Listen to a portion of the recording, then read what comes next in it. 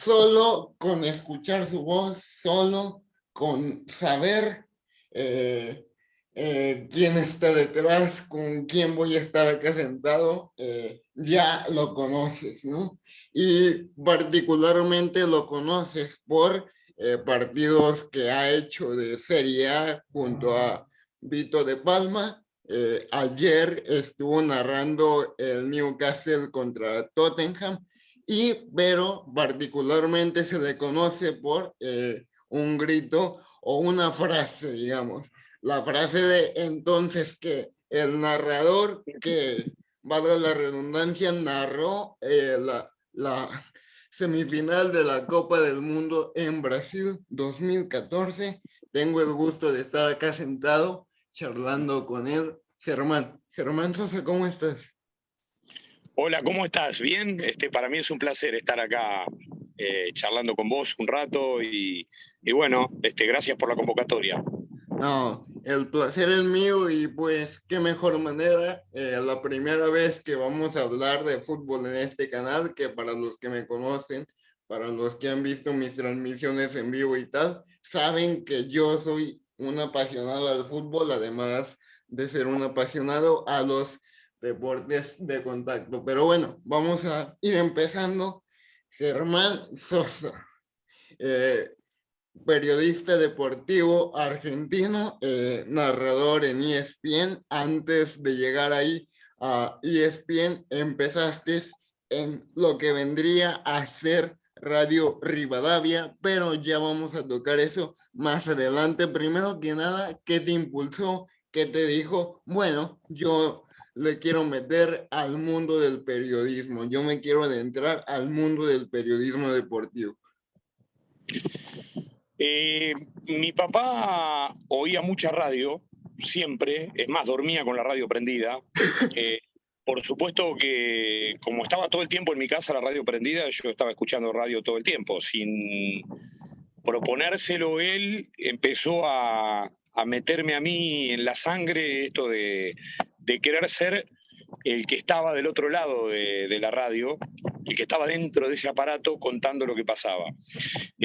A mí, mucho más que el periodismo en sí, me atrapa lo que es el relato puntualmente, más allá de los distintos caminos que se pueden transitar dentro del periodismo y las distintas tareas que en esta profesión se pueden llevar a cabo. A mí lo del relato es lo que más me resulta atrapante, lo que siempre más me gustó. Prefiero toda la vida un evento antes que un programa. Siempre. Me parece que lo demás ya se ha ido transformando en sanata, en bla, bla, bla, en haciendo un control de calidad, muchas cosas por la inmediatez de la información, por todas las cosas que van surgiendo, por la cantidad de fuentes. A veces uno recibe tanta información y dice tantas cosas producto de la información que recibe, que a veces hasta entrega cosas que terminan nunca pasando. Entonces siempre me fui inclinando yo para el lado de los eventos, me gusta mucho más. Es más, te digo, si yo tuviera un canal propio de televisión o una radio, haría una radio de eventos. No querría programas en ese canal ni en esa radio, querría todas transmisiones de eventos. La verdad, así fue como empezó. Y así fue como empecé a tener yo mi vocación. Escuchando mi papá radio, sin proponérselo, empezó a hacerme sentir a mí un amor potente por ese trabajo, por el trabajo de ser relator. Y bueno, empecé de muy chico. Yo nací en una pequeña ciudad que se llama Lobería, en la provincia de Buenos Aires, en la Argentina, en una radio de frecuencia modulada, de esas comunitarias, como existen en todos lados. Empecé, eh, me senté por primera vez ante un micrófono, le empecé a perder el miedo ese escénico que se siente en toda primera vez o en todas primeras veces. Y bueno, y después fui ganando lugares en distintos medios donde me tocó trabajar y estudié periodismo deportivo en Buenos Aires 3 años. Llegué a Radio Rivadavia y bueno, y después se dio el salto a ESPN y bueno, y acá estamos, en medio de relatos radiales y después relatos televisivos que son más los de este tiempo. Así es, a grandísimos rasgos y trazos, el camino que hemos trascendido y trazado hasta ahora. Claro, ¿no? empezaste en Radio Rivadavia, una radio bastante reconocida allá en la Argentina. Empezaste en un programa llamado La Oral Deportiva y tengo entendido que tu salto a ESPN se da gracias a Radio Rivadavia, que es la frecuencia radial que tuvo contacto con ESPN. Entonces, gracias a eso, se da tu salto hacia ESPN. Claro, exactamente. Yo estaba en Radio Rivadavia en la Oral Deportiva y ESPN empezó a tener a través de Enrique Sacco, que era quien estaba al frente de la Oral Deportiva en Radio Rivadavia en ese momento, algunos contactos con el interés de empezar a gestar un producto radial, digamos, no solamente la pata televisiva, que es lo que estaba llevando ESPN históricamente a cabo y lo que ha llevado desde siempre. Bueno, ese contacto se produjo, ellos empezaron de alguna manera a administrar a través nuestro los contenidos de la Oral Deportiva en Radio Rivadavia. Ahí empezó ESPN Radio en Rivadavia y luego pasó a ser ESPN Radio solamente porque era la radio propia que tenía ESPN. Cuando dejamos Rivadavia, y bueno, y así fue efectivamente el primer vínculo, porque a partir de ahí, de hacer el producto radio, también me convocaron para empezar a relatar en televisión. Y bueno, y empecé con la Eredivisie, con la Liga de Holanda en su momento. Yo me acuerdo que Zlatan Ibrahimovic jugaba en el Ajax, era la época de Van der Vaart, de Wesley Sneijder, ese equipo de Ajax, y bueno, y el PSV Eindhoven de Guus Hiddink, donde jugaba Philippe Cocu. En ese momento, estamos hablando del año 2004, por ahí más o menos, sí. Ahí empecé a relatar en televisión y bueno, y hasta hoy aquí estamos, habiendo pasado prácticamente por todas las ligas más importantes de Europa, UEFA Europa League, UEFA Champions League y todo lo que como contenido, digamos, ESPN ha podido estar ofreciendo a través de la pantalla y en estos tiempos también a través del streaming de Star Plus, ¿no? Que es el nuevo medio a través del cual por ahí mucho más los jóvenes, que en este tiempo son más duchos con estas cuestiones, acceden, ¿no? A través del streaming, como hay tantas posibilidades hoy en día.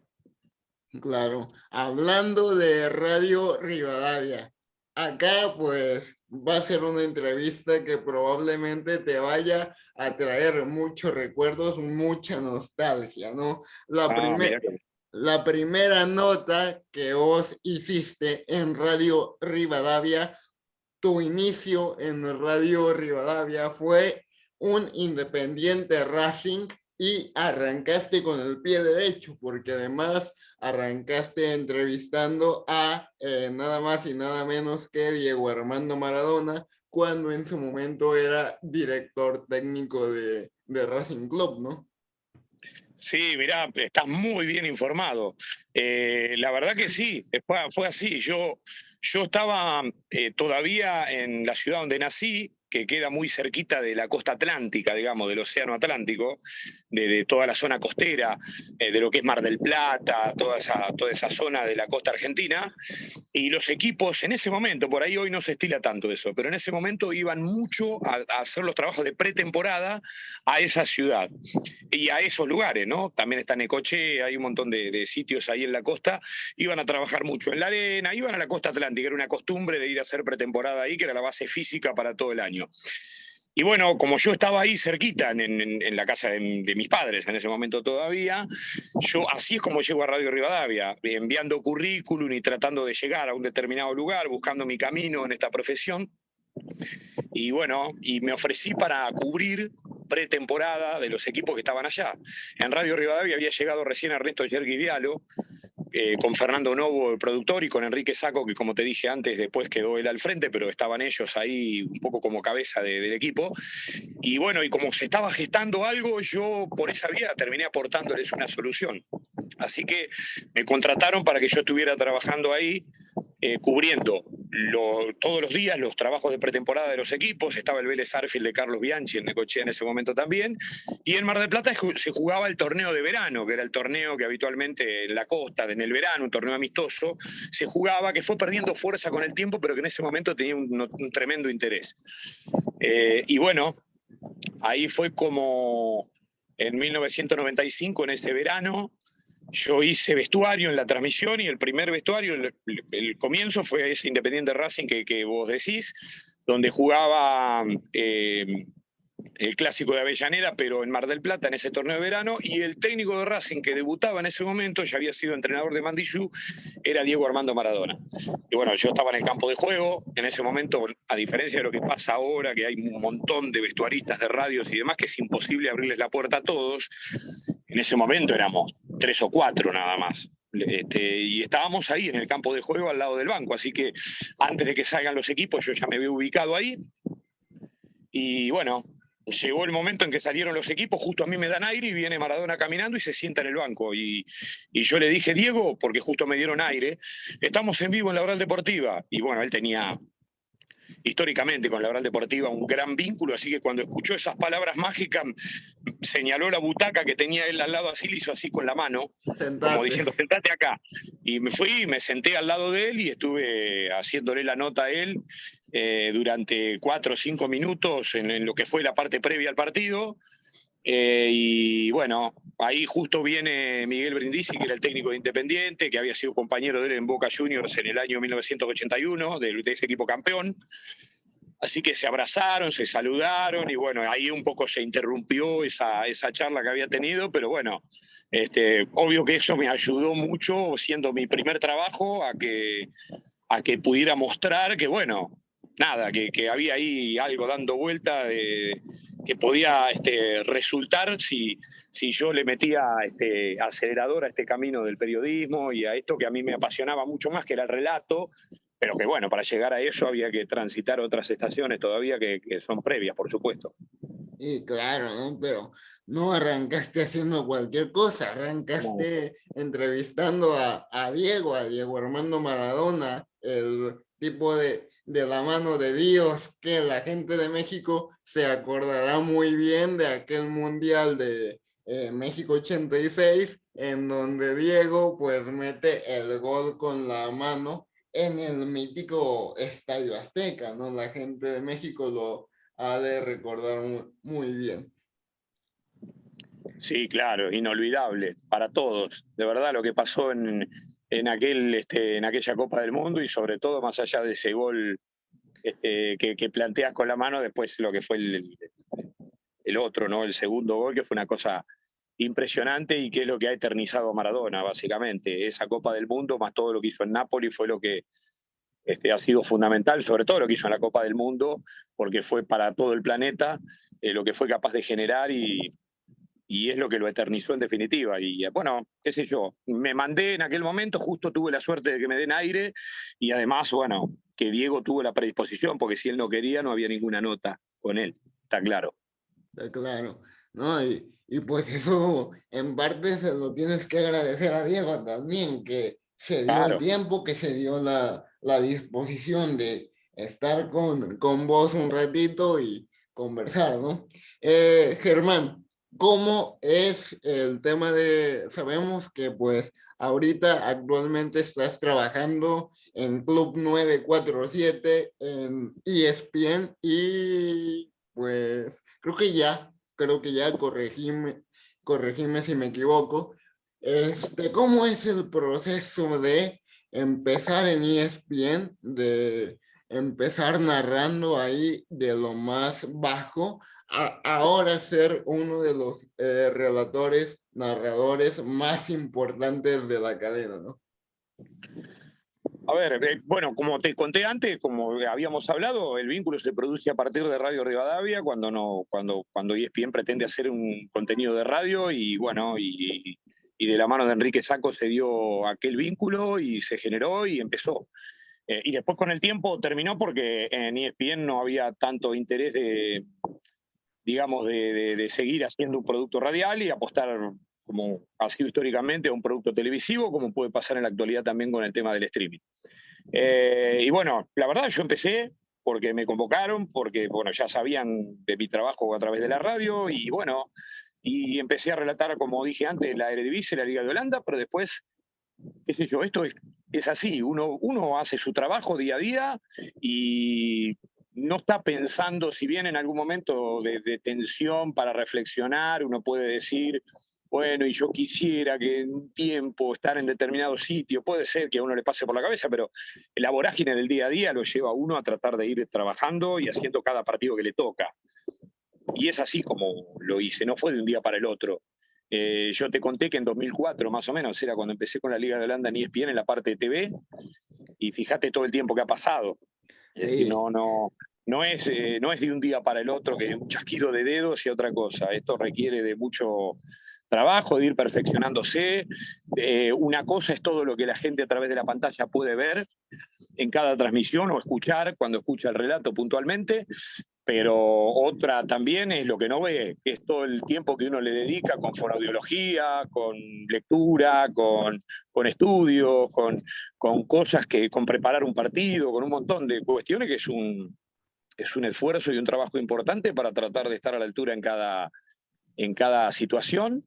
Y todo el tiempo se aprende, incluso con la pandemia hemos tenido que trabajar hasta hace muy poquito tiempo y hasta ahora lo seguimos haciendo en alguna medida, porque no todos los partidos podemos ir al canal a través de internet, con lo cual a veces se congela la pantalla, se pixela, el partido se ve claro. muy mal, y ustedes en sus casas por ahí lo ven en 4K, perfecto, y nosotros estamos viendo todo borroso. Bueno, a ver, todo el tiempo se aprende, hay que ir acomodándose a la realidad también, y esto es así. Así es como peldaño a peldaño, un día apareció a hacer partidos de Serie A y después del fútbol español, y bueno, y uno va aprobando cada uno de esos exámenes, está más o menos a la altura, con errores y aciertos en el camino, y bueno, y quienes toman decisiones por ahí escuchan van comprando el combo, porque uno es como persona y es como profesional, y a partir de ahí ir peldaño a peldaño para, sin pisar a nadie y recibiendo el lugar que a uno le asignan puntualmente. Eh, Eso, ¿no? Un sitio que a uno lo vaya dejando contento y le vaya permitiendo ir con un crecimiento. Sí, que te vaya permitiendo crecer como el profesional que eres, ¿no? Porque al final de cuentas esto es un trabajo y no es un trabajo que estás haciendo para ti solo, es un trabajo que estás haciendo para todas aquellas personas que están en sus hogares sentados, parados, como estén disfrutando del partido, ¿no? Hay mucho que hacer, no es simplemente sentarse, ponerse a relatar, es un trabajo que lleva detrás, el trabajo que muchas de las veces nosotros como simples espectadores no vemos, y es el trabajo de cómo la gente de el periodismo deportivo se ha tenido que adaptar, ¿no? A los medios que hay ahora, a relatar por Zoom. Entonces, hay mucho, tiene mucho que ver el tema pandemia con el tema del relato, ¿no? Sí, totalmente. En este tiempo ha sido de mucho aprendizaje y además han habido cosas que han llegado, creo yo, para quedarse, ¿no? Estas maneras de comunicarse como esta que tenemos ahora y distintos portales que nos permiten, a través de servidores, poder transmitir un partido. Ahora, por ejemplo, nosotros estamos haciendo, mira, en un rato tengo que hacer en Star Plus el partido de El San Pablo Corinthians, que es Brasileirao, el Corinthians San exactamente. Pablo, claro. Ahora, mira, si hay una liga que me faltaba, completar el álbum era el Brasileirao y ya lo estoy haciendo. Ayer, Palmeiras Inter, y vos fijate que estaba yo relatando en un lugar, Juan Manuel Herbella comentando en otro, y Jorge Valdivia en Chile. Es decir, que esto ha llegado de alguna manera para quedarse también, porque esto posibilita que en medio de tantos latinoamericanos que están jugando en distintos rincones del mundo, por ahí uno relate en Buenos Aires y el otro esté comentando en el Distrito Federal de México, y el Sí, otro comente desde Cali, Colombia. Y bueno, eso era una utopía, era imposible, y ahora a través de estos métodos que surgieron, que no es que no estaban, pero surgieron a la superficie, porque por ahí subyacían, pero ahora surgieron a la superficie a partir de la pandemia, bueno, son medios que yo creo que llegaron para quedarse porque abren estas puertas, achican distancias, y bueno, en algún caso hasta bajan costos, y bueno, es obvio que estas son cuestiones que van a ser utilizadas indudablemente más allá de la pandemia, aunque la pandemia se termine. Van a seguir teniendo vida. Y van a seguir teniendo vida porque, como vos bien lo mencionas, es un medio que ha llegado para quedarse. Pero bueno, Germán, tantos goles, tantas entrevistas, tantos relatos que has hecho. Has relatado Champions, has relatado Serie A, Premier League, fútbol español, qué sé yo. ¿Qué no ha hecho Germán Sosa en toda la trayectoria que lleva en el mundo del periodismo deportivo? ¿Hay algún relato y hay un gol en particular con el que, si te dieran a elegir, te quedarías? Me resulta muy difícil esto. Me lo han preguntado varias veces, pero me resulta muy complicado porque son muchos los relatos que yo recuerdo que por ahí que me llegaron porque hicieron que a mí me emocionara. Uno cuando relata, sobre todo en los grandes acontecimientos, lo que pretende en muchos casos es llegar emocionando, por ejemplo, entre otras cosas. Y cuando uno se emociona, está seguramente transmitiendo emociones, y es eso lo que está pasando. Y a mí me pasó, por ejemplo, en la Copa del Mundo de Brasil en 2014, con la selección argentina. Recuerdo un gol de Messi a Irán, recuerdo el gol de Di María contra Suiza, que después la gente de UNICEF me lo pidió para poder usar el audio en una campaña que era una campaña que UNICEF hizo por la semana del nacimiento prematuro, y justamente Di María es papá de una nena que nació prematura en su momento. Entonces bueno, estaba todo concatenado, y en ese relato yo hablé de que éramos todos chicos, que habíamos corrido al lado de Di María, que habíamos gritado, bueno, no sé, un montón de cosas, hablando de niños y demás. Y un poco se concatenaba todo, y bueno, ese relato lo recuerdo muy bien también. Recuerdo los penales contra Holanda en la semifinal. No sé, hubo algunos partidos de Champions de Messi jugando para el Barcelona que fueron realmente emocionantes por el nivel del equipo y porque Messi estaba en ese momento al mejor nivel en Barcelona.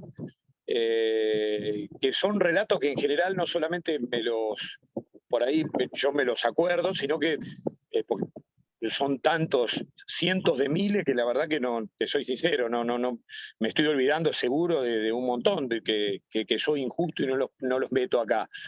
Pero me apelo a lo que por ahí a veces algunas personas por las redes sociales me escriben y me recuerdan, incluso ponen entre comillas muchos relatos que escucharon, y cosas que yo dije, y yo hasta me sorprendo, digo, yo dije eso, y después chequeo y sí, efectivamente fue un relato, y yo digo, mirá vos cómo se lo acuerdan o cómo ha quedado alguna palabra que uno ha dicho en algún relato puntual. Por eso me resulta bastante complicado elegir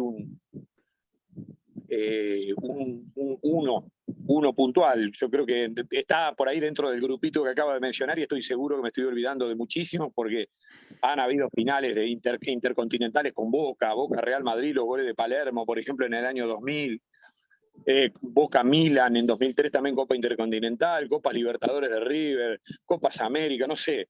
En radio y TV yo relaté todos los torneos. Sinceramente no me quedó ninguno. Todavía la Liga de Namibia por ahí me puede quedar, no sé, y hay algunas cuantas más, pero la verdad, sinceramente te digo, no podría. Me cuesta mucho elegir un gol, porque me estoy olvidando de un montón, de verdad. Claro, ¿no?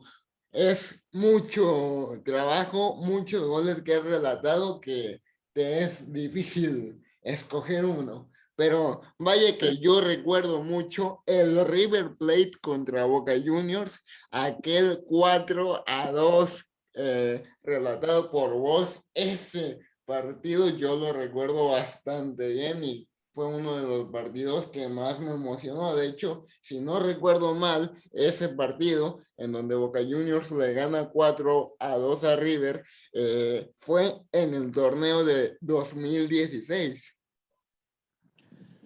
Y tenés mucha memoria. Mirá, te soy sincero, yo entre partidos oficiales por el fútbol argentino entre Copa Libertadores de América, Copa Sudamericana, enfrentamientos internacionales, enfrentamientos amistosos, como esos que contaba de Mar del Plata en su momento, en Mendoza también que han jugado, en Resistencia en la provincia de Chaco, en el norte también hubo alguna vez uno, cuando no se pudo jugar en Mar del Plata. Entre todos, tengo más de 80 Boca River relatados.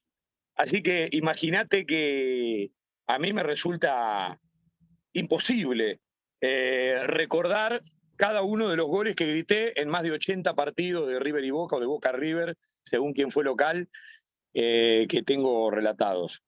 Ese partido lo recuerdo, el que vos decís, también recuerdo el de Riquelme, el del Topo, que saluda así, que ese fue mi primero.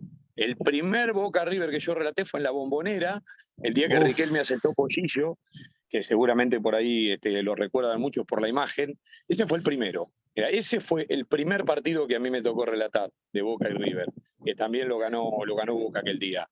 Y bueno, y después fueron, no sé, cientos. La verdad, como te digo, más de 80, cientos es una manera de decir. Me resulta imposible acordarme de todos los goles, de todo lo que dije en cada gol. Por eso no hay forma. Y además te digo sinceramente, no soy muy adepto a estar, no tengo nada mío. Hay muchos amigos que escriben por las redes y me dicen, no tenés ese gol que hiciste tal día, no tengo nada. No me pidan nada porque no tengo nada, nada tengo. No tengo nada, no guardo nada, no estoy interesado en eso. Así que mucho menos estoy en condiciones de recordarlo, ¿no? Claro. Hablabas antes del Mundial del año 2014, relato que yo recuerdo muy bien, cuando el Chiquito Romero tapaba los penales y tu relato, tu narración era chiquito gigante, viejo peludo nomás, viejo peludo nomás. O sea, yo me acuerdo muy bien de ese relato. De hecho, hace poco me lo vi en YouTube y vaya que creo que fue un relato que marcó un antes y un después, porque fue la Argentina frente a Holanda, nada más y nada menos que la semifinal del Mundial de la Copa del Mundo del 2014. Entonces, ¿qué sentiste en ese momento? ¿Cuáles fueron tus sensaciones, tus Claro. sentimientos al relatar ese partido? La verdad, sí, yo ese lo recuerdo perfectamente, eso sí. Lo que pasa es que cuando uno relata la selección argentina, en mi caso que soy argentino, y en un medio argentino, es el momento en el que uno, más allá de que todos somos hinchas de algún equipo, es el momento en el que uno puede tranquilamente, más allá de la imparcialidad que siempre tiene que estar, cuando el equipo juega mal, cuando mereció perder, si le ganaron bien y punto. Pero digo, en una Copa del Mundo creo que todos los periodistas se permiten sacar un poquito el El hincha que hincha tienen que llevan adentro dentro. con la camiseta de la selección. Bueno, y fue una selección que llegó a la final, entonces estábamos hablando de un equipo que tenía realmente la chance de volver a ganar el campeonato del mundo. Eso generó una tremenda expectativa y además, para los que no lo han vivido, están todos acostumbrados a vivirlo como hinchas y bueno, imagínense si tienen un micrófono en la mano en ese momento. Bueno, es un poco eso lo que pasó con lo que vos estás contando, porque sí, acá en Argentina siempre, vamos, viejo y peludo nomás, es un dicho muy viejo vamos, no sé, X jugador, vamos, viejo y peludo, vamos. Es un dicho absolutamente popular que sinceramente, no sé, lo escucho desde el fondo de la historia y no sé siquiera cuál es su origen, pero y eso es lo que me salió en ese momento cuando atajó el penal. Y la verdad que Romero fue un arquero que a la selección le rindió muchísimo.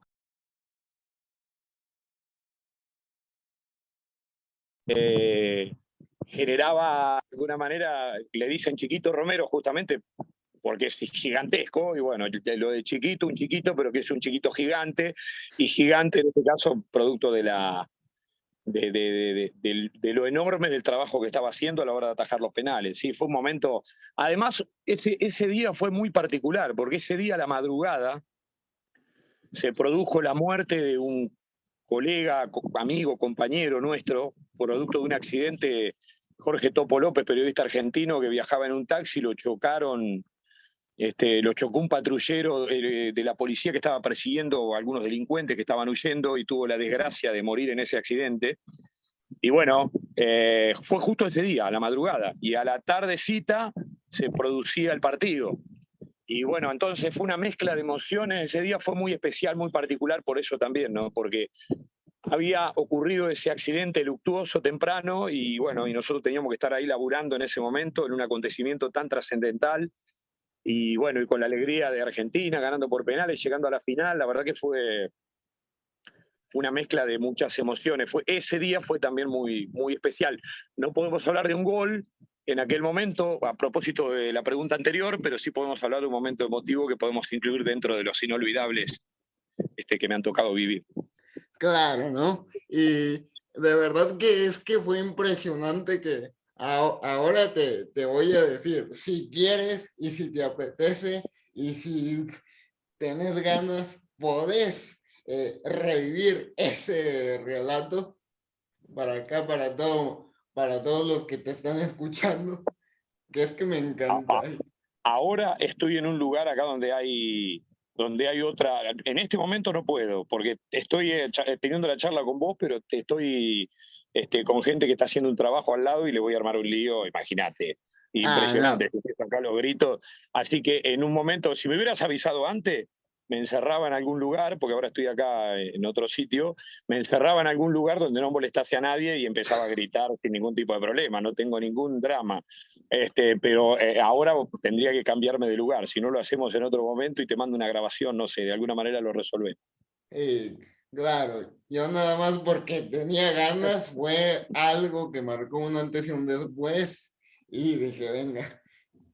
No, y bueno, hagamos una cosa, después hago la grabación más tranquila acá para no interrumpir a quienes están acá cerca de mí, digamos, y te mando y lo agregás a esto, no hay ningún problema. Claro. Germán, tu manera de relatar es una manera muy particular. ¿Por qué digo muy particular? Te comento que yo me quiero dedicar a esto, yo me quiero dedicar al tema de la narración. De hecho, si yo estuviese narrando un partido de fútbol en este momento, sería algo así como Di María es que quien controla la pelota la pasa para los Celso para la Pulga se lleva a N'Golo Kanté a la marca, sigue la Pulga le pega, gol, algo así. Me quiero dedicar a esto. Siempre he tenido el deseo de dedicarme tanto a la lucha libre como al fútbol profesional. Son dos de mis grandes pasiones y wow, decir que me quiero dedicar a esto es algo bien grande para mí. Pero a lo que voy y a la pregunta, sin enrollarme mucho, esa manera tan particular de relatar que tú tienes, ¿cómo se te ocurrió? ¿Cómo fue de que aquí se acaba esta parte de la película? Y las cosas que te van surgiendo, porque déjame decirte que tenés una improvisación bastante brutal, porque hay muchos narradores que nada más se ponen a, bueno, y acá quien controla la pelota es Di María, y vos no, vos sos de se acabó esta parte de la película, la historia se reanuda para continuar. Así son tus relatos. Entonces, ¿cómo surgió esa idea? Bueno, a ver, es cierto, se ve que sos alguien que por ahí le pone mucha atención y hace hasta control de calidad de un montón de las cuestiones que podés consumir a través de ESPN o de cualquier medio que te guste. La verdad, yo, como te conté antes, vengo del palo de la radio, es decir, mi relato inicial ha sido la radio y yo cuando crecí y me formé fue con la radio. La televisión después irrumpe y yo me subo también porque, bueno, es un medio que lejos está de desagradarme, obviamente.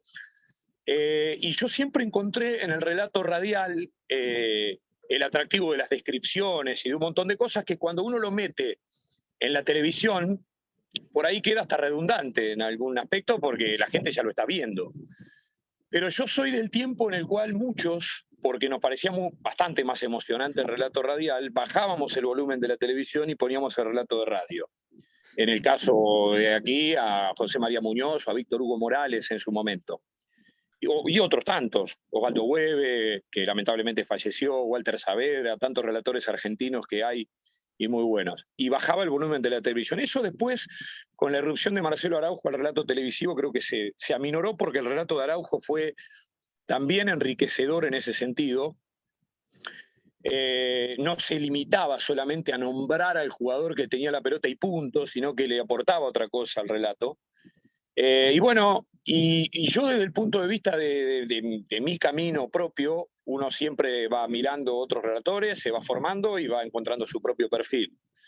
Y la verdad que a mí me gustaba mucho más el relato radial que el televisivo, entonces traté de imponer una especie de mixtura, de darle al relato televisivo algunas vueltitas más en el ritmo dinámico, en la cantidad de palabras utilizadas, en la descripción que no tiene que ser potente porque la gente ya lo está viendo, pero muchas veces el televidente está viendo el partido o está mirando el partido, mejor dicho, pero no está viendo determinada cosa, no puso el ojo en algo puntual. Y a veces el relator mencionándolo lo trae a eso y es cuando el que mira el partido dice, mirá, este que relata tiene razón, era así, por ejemplo, por dar un ejemplo. Y muchos apegados al relato ortodoxo, tradicional televisivo, te dicen, bueno, pero escúchame, si no es muy redundante describir, la gente ya lo está viendo. Y bueno, sí, al gol también lo están viendo. ¿Para qué lo gritás? Si ya lo están viendo. Entonces, con ese criterio y con ese pensamiento. Entonces, uno, lo que trató en mi caso fue de tener un estilo que esté vinculado a un relato con ritmo dinámico y que el relato, más allá de que el partido sea una porquería, resulte una arista que le dé, aunque sea un atractivo desde algún lugar. Y que haya alguien que por ahí, producto del relato, no cambie de canal, porque si fuera por el partido propiamente dicho, capaz que se va corriendo. Entonces pasa un poco por ahí la idea y el estilo es ese, y después la frase de entonces qué, tal cosa. Acá en ESPN trabajan muchos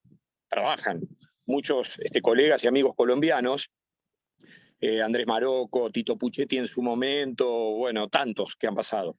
Y ellos tienen una manera, es un giro que ellos tienen cuando dicen, entonces qué, entonces yo tengo que acostumbrarme acá, entonces qué, ellos dicen así, como ¿y ahora qué hacemos? ¿Y ahora qué? Entonces, sería una cosa así, entonces a veces pasan la imagen de un técnico en la transmisión y yo con ellos empezaba a bromear diciendo, ¿y entonces qué? Tal técnico que estaba en la imagen, Bielsa, por ejemplo, o el que fuere.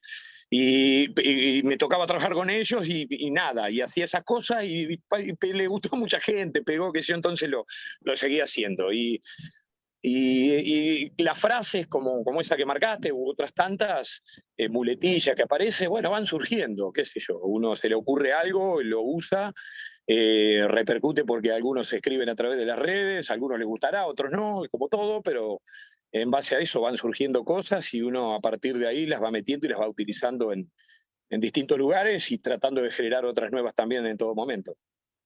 Claro, uno va tratando de innovar y Claro. para que le guste al televidente que está viendo la transmisión, para que el partido sea entretenido, porque como vos bien lo mencionás, el partido puede ser horrible, puede ser terrible, pero el relato es algo que le puede sumar mucho. El relato, más allá de que el partido no sea tan emocionante como uno lo busca o como uno quiere, el relato de repente te anima a seguir viendo el partido. Eso es lo particular que tiene el relato como tal.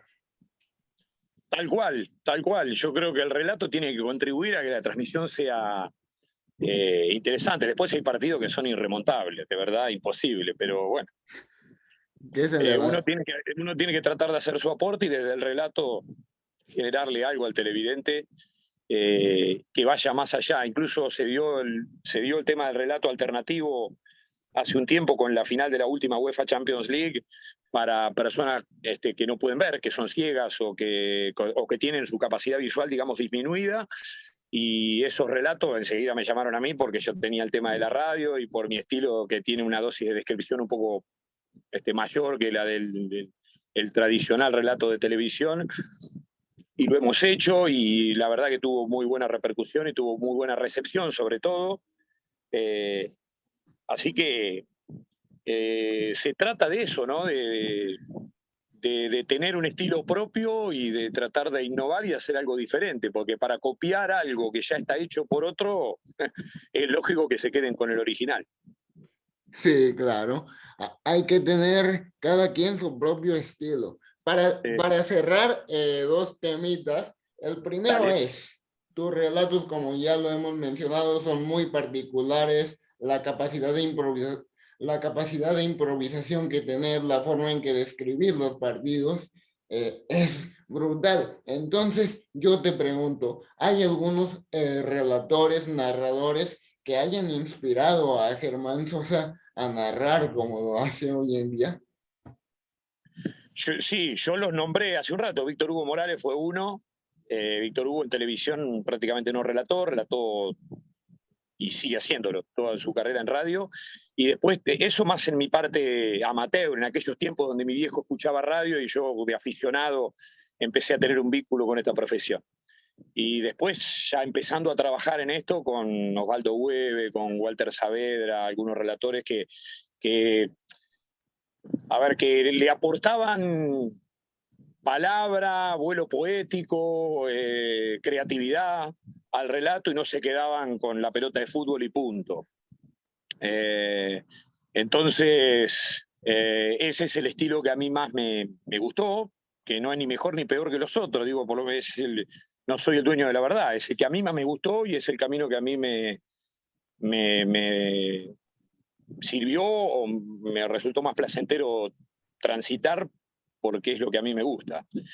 La verdad, esos son los nombres. Y bueno, básicamente podría nombrar algunos más, indudablemente, pero esos son los que me pegaron más fuerte, digamos, como para decir, bueno, esto es lo que yo quiero. Y después, bueno, cada uno va encontrando su propio camino y su propio estilo, como planteábamos antes, ¿no? Y claro, pero es como la inspiración que uno tiene. Uno puede Exacto. crecer con cierto relator y puede decir, bueno, yo me inspiré mucho en tal relator por su manera de narrar, entonces yo quiero tener un estilo similar, pero pasa que uno después va buscando su propio estilo. Exacto.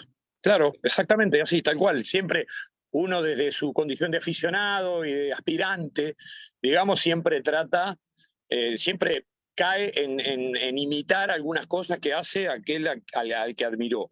Y bueno, después va encontrando su propio perfil y su propio giro porque cuando te va pasando que tenés la suerte, las condiciones y un montón de cosas más de que te permiten, digamos, ir ocupando un lugar, ya no podés quedarte en una copia de alguien, ya sos vos mismo y ahí es donde encontrás tu propio perfil y ahí donde vas encontrando tu propio camino, tal cual lo planteaste recién. Claro, para cerrar vamos a hablar del Barcelona y Ronald Koeman, una novela porque el Barcelona literal anda muy mal, o sea, es un Barcelona que desde que se fue Messi se podría decir que ya no es la sombra de lo que antes era. ¿Por qué? Porque pues ha perdido muchos partidos, no, de repente no ha llegado a tener el nivel que normalmente tenía anteriormente, y eso yo lo he notado en los partidos que he visto del Barcelona y del fútbol español. ¿Qué crees que vaya a pasar con Ronald Koeman? Porque, pues, Ronald Koeman para mí, chao, se tiene que ir, tienen que buscar otro entrenador, porque es que al Barcelona con Ronald Koeman, a mí en lo personal, yo no le veo futuro. Y la verdad que está en una situación bastante delicada, cuando no tenés respaldo. Yo soy de los tipos que no les gusta estar donde no lo quieren, sinceramente, en mi caso. Así que si, si Koeman advierte y piensa algo más o menos parecido, que no lo quieren ahí, bueno, un día se va a ir él solo. Pero la realidad es que el problema de Barcelona va mucho más allá de su técnico. ¿Eh? El golpe enorme que significó la salida de Messi es un cimbronazo que evidentemente el club tiene que asimilar todavía y está empezando esa era, que por ahí podría haberla empezado antes, cuando Messi se quiso ir él, por voluntad propia, lo dejaban ir y de última empezaba antes una nueva era y con un Barcelona que se hubiera saneado capaz económicamente antes de tiempo. Estiró la agonía, no ganó absolutamente nada y después termina provocándose la salida de Messi sin que Barcelona tenga, bueno, ya con Messi tuvo bastantes réditos económicos y deportivos, pero no importa. Hubiese tenido digamos, otros tiempos para recuperarse. Yo creo que Barcelona, más allá del hecho puntual Messi, que no es irrelevante ni mucho menos, está atravesando lo que le pasa a cualquier equipo que tiene un ciclo memorable. Es decir, el Boca de Carlos Bianchi ganó todo y después vino una sequía de títulos hace rato, desde 2007 que no gana una Copa Libertadores de América. Estamos hablando de 14 años sin ganar el Trofeo de América para Boca, después de que lo ganó todo en aquel momento. Entonces yo creo que esto es parte de los ciclos naturales casi de la vida, te diría. Barcelona no paró de ganar cosas y en un momento, cuando se forman grandes equipos, hay un gran problema detrás de eso, que es que la descendencia de ese equipo no se forma porque se quieren ir todos, porque no tienen lugar, porque hay jugadores tan buenos y tan grandes que se quedan en un equipo, sobre todo en Europa, donde no se van a otro lado, el club tiene plata para mantenerlos, entonces se quedan en ese sitio, que los jóvenes que van surgiendo, que después pueden llegar a tener una chance de aparecer, terminan yéndose todos a jugar a otro lado, como pasó con Pedro, por ejemplo, que tuvo que irse, no Pedri el de ahora, Pedro estoy hablando que después se fue a Chelsea, como ha pasado con tantos jugadores que después se tuvieron que ir porque no tenían lugar ahí. Entonces, cuando esos jugadores se agotan, cuando se agotan los Iniesta, se agotan los Xavi, se va agotando Messi, como se agotó en su momento cumpliendo su ciclo y demás, lo que hay después es tierra arrasada. No queda nada, porque la descendencia natural de la Masía y demás está cortada porque muchos de esos pibes van creciendo y como no tienen chance se fueron a otro lado.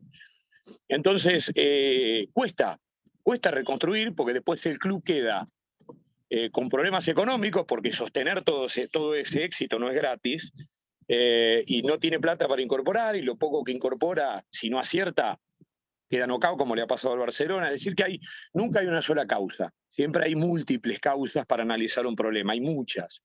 Pero yo creo que dos fundamentales son estas.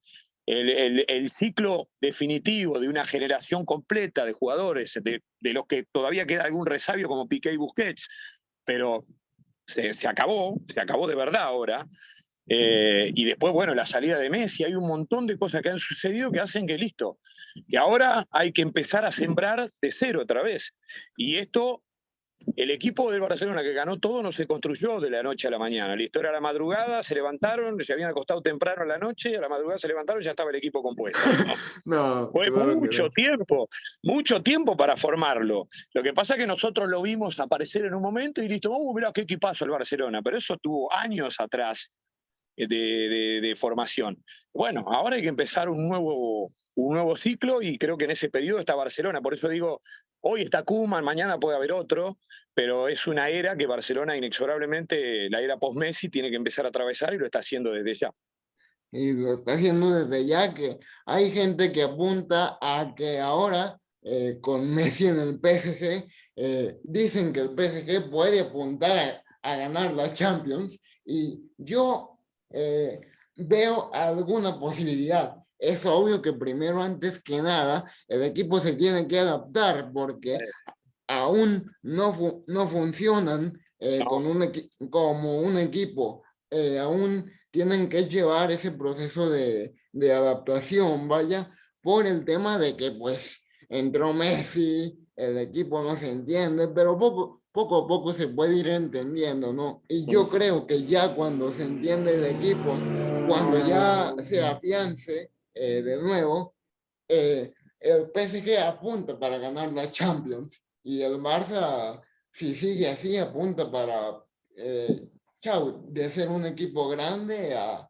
empezar de cero y a volver a sembrar la semilla. claro, tal cual. Yo estoy de acuerdo con lo que vos decís. Para mí, Paris Saint-Germain por ahora es puro marketing. puro marketing y millones, que obviamente no es poco, porque ese respaldo sirve y ayuda mucho para tratar de tener los elementos, por lo menos para aspirar, para pelear, pero por ahora es marketing y nada más.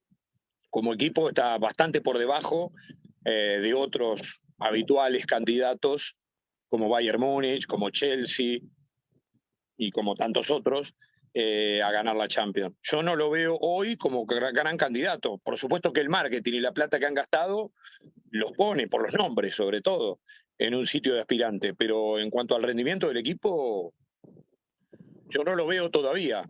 Después habrá que ver cómo termina la fase de grupos y cómo sigue la UEFA Champions League a partir de octavos de final.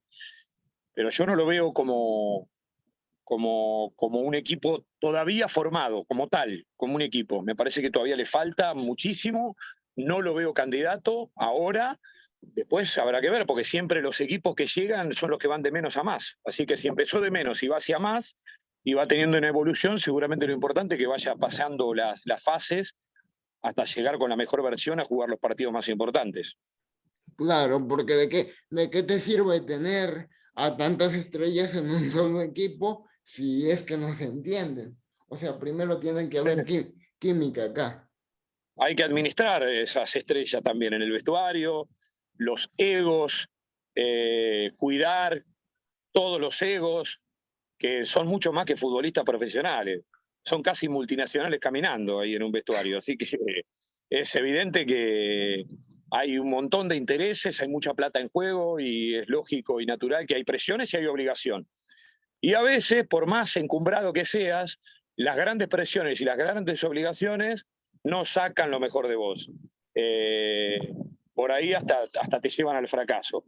Entonces, hay que también poner eso en la balanza. Yo creo que hay que esperar un poquito más que se desarrolle como equipo, a ver si llega a ser, aunque sea un poco de eso, de un equipo, y no un rejuntado de grandes figuras que por ahora es lo que estamos viendo en Paris Saint-Germain.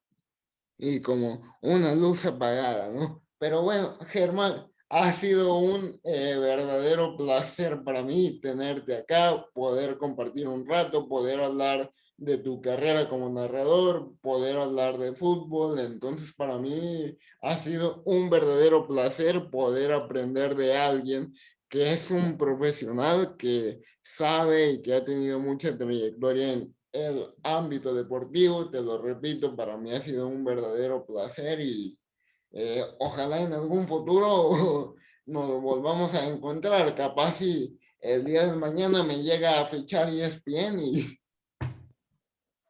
Dale, vamos, ningún problema.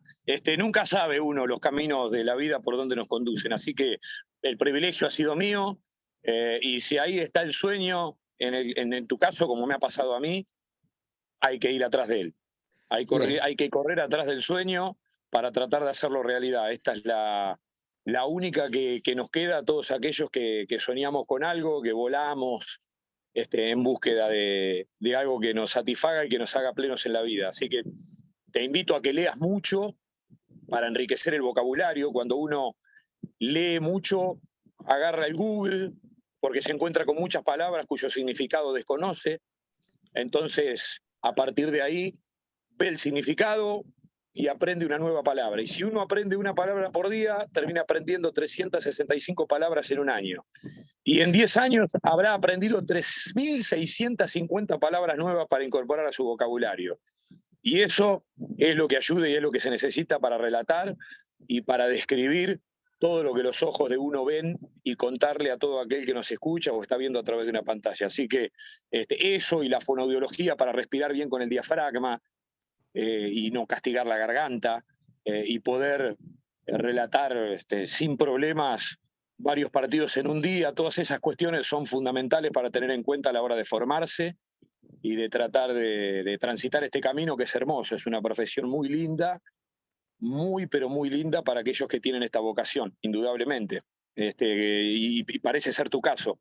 Así que me permito subrayarte estas cuestiones para que por ahí uno que ya caminó por ese lugar te puedan llegar a servir en cuanto a la formación para después echar a rodar, definitivamente, porque después es la práctica, como en toda profesión, como los abogados, los médicos.